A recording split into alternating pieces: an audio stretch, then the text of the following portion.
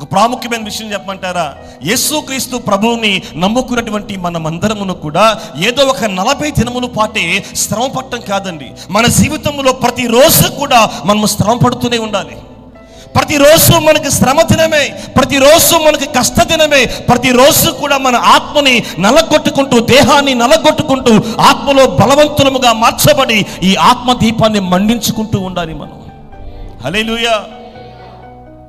40 రోజుల పాటే శ్రమ పడతాం, 40 రోజుల పాటే తిండి తిన్నాం, 40 రోజుల పాటే ప్రార్థన చేస్తాం, 40 రోజుల పాటే కన్నీరు కారుస్తాం, 40 రోజుల పాటే ఉపవాసం ఉంటాం అని చాలా మంది అనుకుంటూ ఉన్నారు.